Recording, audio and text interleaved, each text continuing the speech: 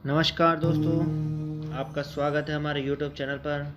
आज हम बात करेंगे कुंडली देखने के बारे में और इसके अंतर्गत जो हमारा टॉपिक है वह है नीच भंग राजयोग। नीच भंग राजयोग क्या होता है, कब बनता है, कैसे बनता है, इस सब के बारे में हम चर्चा करने वाले हैं दोस्तों।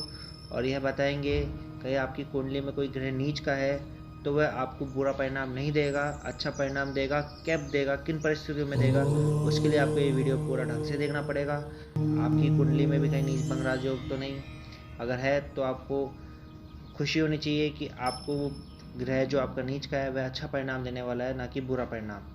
ठीक है दोस्तों, तो आपको ये नीच भंग राजयोग के बारे में आज हम बताएंगे।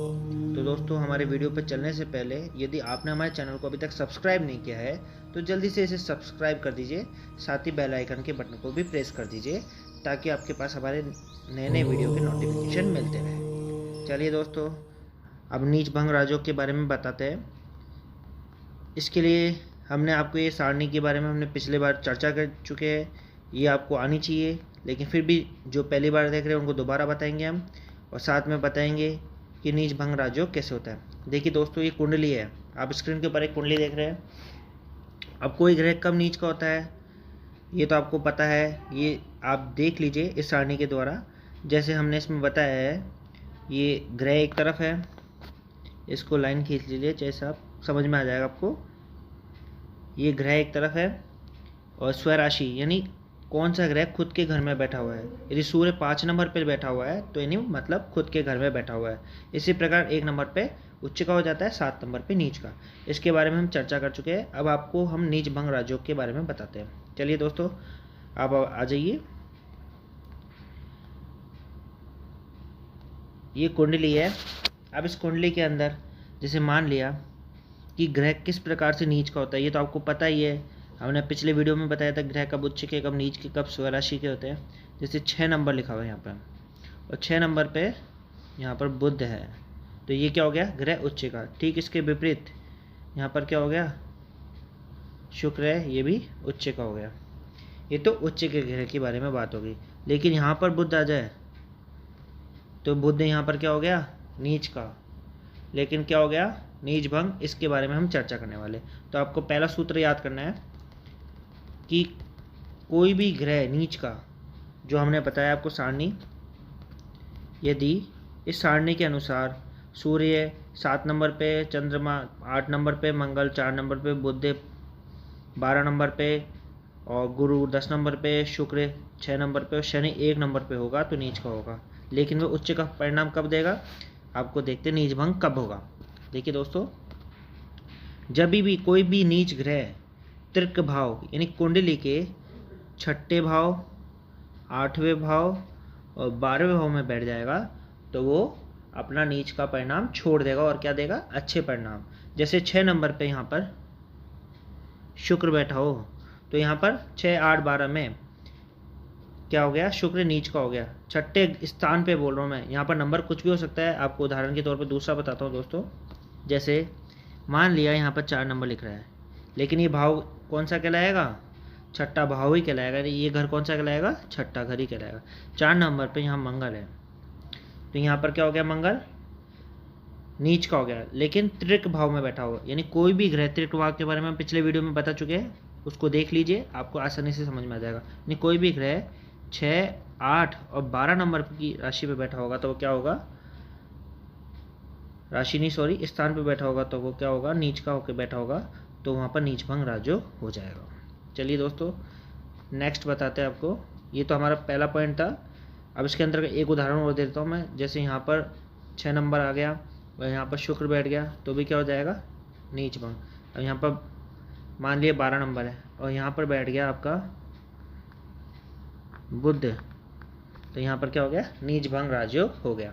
इस प्रकार से 6, 6, 8 और 12 भाव में यदि नीच का ग्रह बैठता है तो नीच भंग राजयोग हो जाएगा।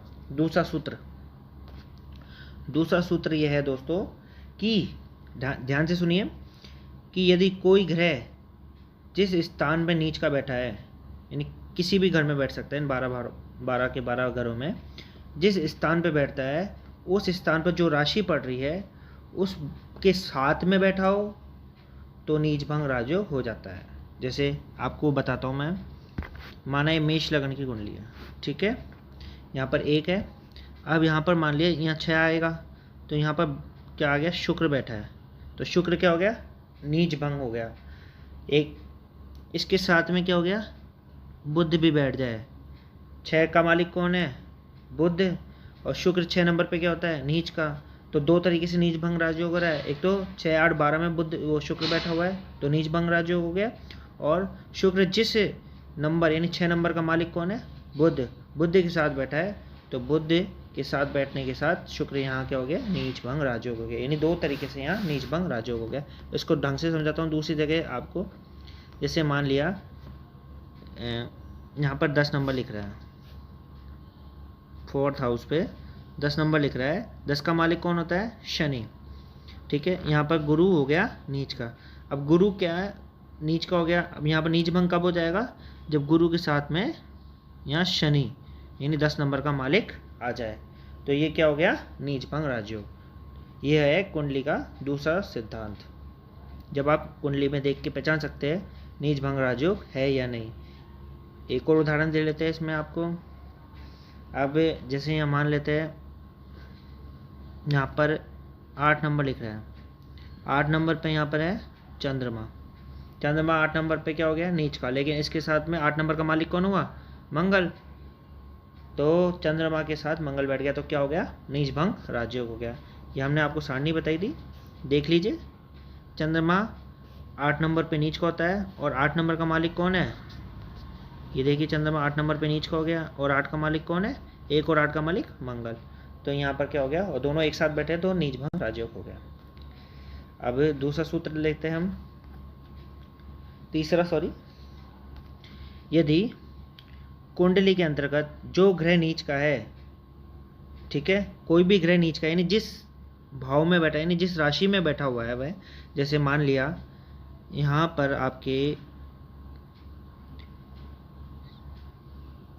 7 नंबर लिख रहा है, ठीक है, यहाँ पर आ गया सूर्य, सूर्य नीच का बैठा है। अब 7 का मालिक कौन है, शुक्र, शुक्र यदि कुंडली में केंद्र में हो यानी इन चारों घरों में हो, तो यहाँ पर क्या हो जाता है, नीच भंग राजयोग हो जाएगा। यानी जो ग्रह नीच का है, ध्यान से सुनिए, जो ग्रह नीच का है यानी जिस राशि में नीच का है उस राशि का मालिक यदि केंद्र में हो, यानी पहला घर, चौथा घर, 7वां घर और 10वें घर में हो, तो नीच भंग राजयोग हो जाएगा।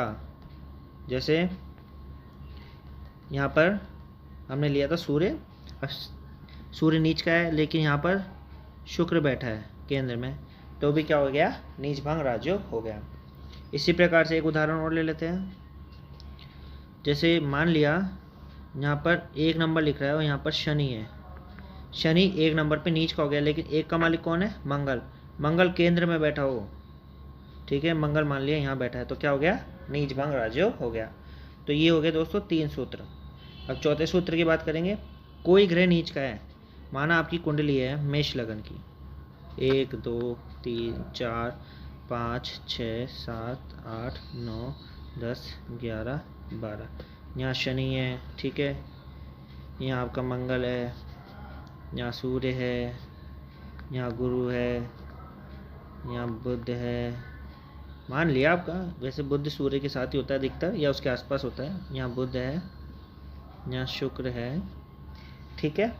लेकिन आप ये देख रहे हैं इसमें इस कुंडली के अंदर मंगल नीच का है, शनि नीच का, गुरु नीच का, शुक्र वो सूर्य नीच का, तो ये ग्रह माना नीच का है इस कुंडली में। कौन सी, लगन कुंडली में, लगन कुंडली में ग्रह नीच का है, लेकिन वह नौवांश कुंडली में, आप कुंडली के अंतर्गत खोलेंगे तो उसमें दूसरा पेज जो कुंडली आप देखेंगे उसमें नौवांश कुंडली होती है, नौवांश कुंडली लिख देता हूँ। नौवांश कुंडली में यदि वह ग्रह उच्च का हो जाता है तो भी अपनी नीचता भंग कर देता है, वह उच्च जैसे परिणाम देने लग जाता है। जैसे हमने उसमें बताया था आपको कि वहाँ 10 नंबर पे क्या था, गुरु था, ठीक है, लेकिन किस में था, ये लगन कुंडली में। अब लेकिन नौवांश कुंडली में यही गुरु 4 नंबर पे हो जाए तो क्या हो जाएगा, नीच भंग हो जाएगी, यानी वह गुरु अपनी नीचता छोड़ देगा और अच्छे परिणाम देने लग जाएगा। ठीक है दोस्तों, ये हुआ चौथा सूत्र। अब पांचवें सूत्र की बात कर रहे हैं कि दो नीच ग्रह आपस में एक दूसरे के सामने हो तो भी नीच भंग राजयोग हो जाता है, यानी वो दोनों एक दूसरे को अपने से उच्च में देख रहे हैं। ठीक है, जैसे मैं आपको बताऊं, यहाँ पर ले लेते हैं हम चंद्रमा, ये 8 नंबर पे है। ठीक है, 8 के सामने क्या आएगा, 2 नंबर। मैं आपको दूसरा सूत्र बताता हूँ। माना यहाँ पर लिया हमने आपके 10 नंबर, 10 नंबर पे कौन आ गया, गुरु, और 4 नंबर पे कौन आ गया, मंगल। यानी गुरु और यहाँ पर मंगल, मतलब आप ये देखेंगे कि ये मंगल है यहाँ पर 4 नंबर पे, यानी पहले भाव में कौन बैठा है, मंगल, और 7वें भाव में कौन बैठा है, गुरु। गुरु और मंगल दोनों नीच में बैठे हुए हैं, लेकिन एक दूसरे के सामने बैठे हैं, तो क्या हो जाएगा, नीच भंग राजयोग हो जाएगा। इसको आप दूसरी जगह भी बना सकते, जरूरी नहीं है। हालांकि केंद्र में बैठा हुआ है तो भी नीच भंग राजयोग हो जाता है, वो आपको दूसरे सूत्र में बताएंगे। जैसे आपको इस यहाँ पर मान लो, यहाँ पर गुरु मंगल हो गया, और कोई भी ग्रह हो सकता है। जैसे आप ये मान सकते हैं 6, 12, यहाँ पर हो गया 12 में बुध, यहाँ पर हो गया शुक्र, तो भी नीच भंग राजयोग हो जाएगा, क्योंकि दो ग्रह नीच के हैं, यानी और आपस में एक दूसरे को 7वीं दृष्टि से देख रहे हैं, तो क्या हो जाएगा, नीच भंग राजयोग हो जाएगा। क्योंकि बुध अपने से उच्च में शुक्र को देख रहा है, यानी अपने उच्च राशि को देख रहा है, और शुक्र भी अपनी उच्च राशि को देख रहा है, तो नीच भंग राजयोग हो जाएगा। इसी प्रकार से गुरु अपने उच्च घर स्थान को देख रहा है, और मंगल भी अपने उच्च राशि को देख रहा है, दोनों एक दूसरे की राशि को उच्च में देख रहे हैं, तो नीच भंग राजयोग हो जाएगा। ठीक है दोस्तों, अब बात करते हैं कि जो ग्रह नीच का हो, जो भी ग्रह नीच का हो, वह लगन उस भाव का स्वामी, यानी जिस राशि में बैठा हुआ है जो ग्रह नीच का, उस राशि का स्वामी। जैसे यहाँ पर माना बुध है, सॉरी दूसरे स्थान पे लेते हैं बुध, माना 5वें स्थान पे बुध है नीच का। अब सॉरी बुध नीच का होगा 12 नंबर पे, 12 नंबर पे माना बुध है, और बुध का स्वामी कौन है, बुध किस राशि में नीच का है, शुक्र का। और शुक्र क्या हो, लगन से, यानी लगन कौन सा हो गया, ये स्थान, इस लगन से इसका जिस राशि में बुध नीच का है उस राशि का मालिक केंद्र में हो, यानी शुक्र यहाँ बैठा हो, यहाँ बैठा हो, यहाँ बैठा हो, यहाँ बैठा हो, तो क्या हो जाएगा, नीच भंग राजयोग हो जाएगा। यानी आप समझ गए ना। आपको दूसरा उदाहरण लेता हूँ। जैसे माना यहाँ मंगल लिया हमने, 11वें स्थान पे मंगल नीच का है। अब मंगल किस राशि में नीच का हुआ, कर्क राशि। कर्क राशि का मालिक कौन हुआ, यानी 4 नंबर का मालिक कौन है, चंद्रमा। अब चंद्रमा यहाँ बैठा हो, यहाँ बैठा हो, यहाँ बैठा हो, यानी केंद्र में बैठ जाए कि चंद्रमा पहले, चौथे, 7वें और 10वें घर में बैठ जाए, पहला, चौथा, 7वां और 10वें घर में बैठ जाए, तो नीच भंग राजयोग हो जाएगा। इसी प्रकार से ये तो हुआ लगन से। इसी प्रकार से चंद्र, यानी चंद्रमा आपका जहाँ बैठा हो उससे केंद्र में, यानी आप कुंडली खोलोगे, कुंडली के अंतर्गत चंद्र कुंडली भी आती है, सूर्य कुंडली भी आती है। अब चंद्र कुंडली खोलोगे, उसमें केंद्र में यदि नीच का ग्रह केंद्र में बैठ जाए, यानी उस केंद्र, आपको इसी प्रकार से समझाता हूँ जैसे हुआ था। अब माना है चंद्र कुंडली है, लगन कुंडली तो अलग थी, लेकिन चंद्रमा से नीच का ग्रह केंद्र में हो जाए। जैसे यहाँ माना आपका गुरु 10 नंबर पे, ठीक है, इसका मालिक गुरु किस राशि में नीच का हुआ, शनि की राशि में। और शनि केंद्र में यहाँ बैठ जाए, चंद्रमा से यहाँ बैठ जाए, यहाँ बैठ जाए, यहाँ बैठ जाए, तो क्या हो जाएगा, नीच भंग राजयोग हो जाएगा। जब भी दोस्तों नीच भंग राजयोग होता है तो व्यक्ति को अपनी जो कुंडली में जो नीच ग्रह दिख रहा है वह अपनी नीचता को भंग कर देता है और अच्छे परिणाम और शुभ परिणाम देने लग जाता है, यानी वह अच्छे रिजल्ट ही देगा। आप ये मत समझिए कि कोई ग्रह आपकी कुंडली में नीच का हो गया तो वह नीच का ही फल देगा, लेकिन दोस्तों यदि नीच भंग राजयोग बन रहा है तो वह अच्छे ही परिणाम देगा। ठीक है, बाकी कुंडली का ढंग से विश्लेषण करने के बाद ही पता लगाया जा सकता है कि उनकी डिग्री क्या है, वह ग्रह अस्त्र तो नहीं, ठीक है, उन पे किस भाव की दृष्टियाँ पड़ रही है, कोई पाप ग्रहों के साथ तो नहीं, ठीक है, कोई पापादि योग तो नहीं। इस प्रकार से चर्चा करके ही हम ये बता सकते हैं कि कोई ग्रह उच्च का फल देगा या नीच का फल देगा। लेकिन नीच भंग राजयोग होने पर अच्छा ही परिणाम देता है, ये एक शुभ योग माना जाता है। और कुंडली में जिसके भी नीच भंग राजयोग है वह अच्छे शुभ परिणाम देते हैं। अमिताभ बच्चन की कुंडली में नीच भंग राजयोग बना हुआ है, उनको भी अच्छे ही परिणाम मिले हैं इस नीच ग्रह की महादशा अंतरदशा जब भी आती है। तो आशा करता हूँ आपको ये वीडियो समझ में आया हो। तब तक के लिए नमस्कार।